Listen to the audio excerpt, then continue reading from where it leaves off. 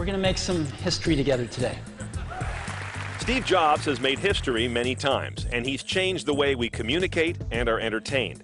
His vision will continue to define our digital lives for many years to come, and the story of his life in technology has played out in 3 acts. Act 1. It's 1977. Jobs and Apple co-founder Steve Wozniak introduced the Apple II, the first successful personal computer.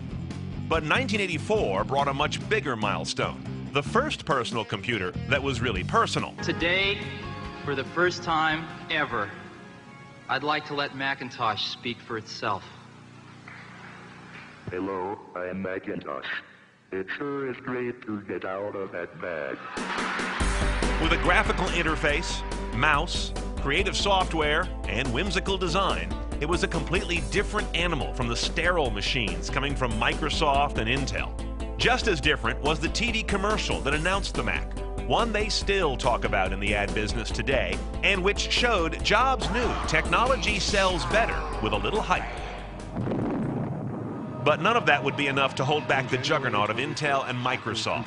And the difficulties Apple faced in growing the Mac business led to Jobs being shown the door at his own company in 1985. I was basically fired from Apple when I was 30. That was difficult when it happened, but maybe the best thing that ever happened to me. Act 2. Shortly after Jobs' ouster, he founds Next to produce a new kind of advanced workstation computer that runs on an object-oriented software architecture, which would become the basis of a dramatically new and better Mac OS years later. Similarly telling was the design of the Next machine. Stylish, austere, and breaking convention. Sound familiar? In 1986, Jobs also acquired the graphic arts division of Lucasfilm, turning it into Pixar, the studio that mainstreamed animated features, and can boast that its films deliver the highest average gross revenue of any studio in the film industry. But in classic form, Act 3 was Jobs' biggest.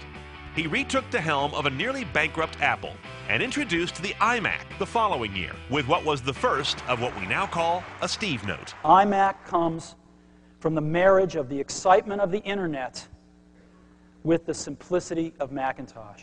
It was the first personal computer designed around the internet. What Bill Gates and Microsoft were to the PC era, Jobs was about to become to the internet and eventually mobile era. Good morning.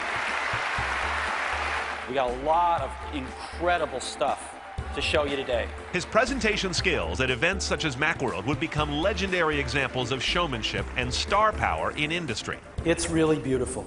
This is what it looks like. Detractors would deride Jobs' hype as a reality distortion field, but the iMac worked, and Apple began to turn around.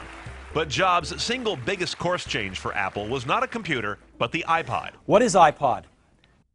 I happen to have one right here in my pocket, matter of fact. There it is, right there. Introduced in October 2001, it was small in size, spacious in capacity, and looked good. But more importantly, it diversified Apple away from head-on competition with the Wintel computer makers, while luring away their customers when iTunes launched Windows support in October of '03. I'm here to report to you today that this has happened. Apple began to rewrite the music business, become a major media player, and got its first taste of market dominance. But in terms of financial success, nothing tops the Apple product that was built on the shoulders of the iPod. Today, Apple is going to reinvent the phone, and we are calling it iPhone.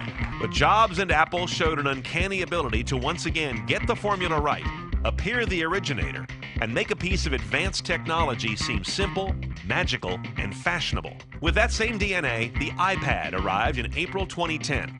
We'd like to show it to you today for the first time, and we call it the iPad. And again, legitimized a category that other companies had only nibbled at the edges of for years. It's so much more intimate than a laptop, and it's so much more capable than a smartphone. Apple has had its share of flops, but they mostly pale compared to its hits. And there were always notes of hubris around the latter-day company, seen most in Jobs almost dismissing documented problems with the iPhone 4's antenna. We think it's affecting a small percentage of users, and we think some of that problem is inherent in most every smartphone. But mostly, Apple, since Jobs' return, has been a culture changer as much as a technology company. One of the biggest success stories in American business, and virtually indivisible from the identity of its CEO.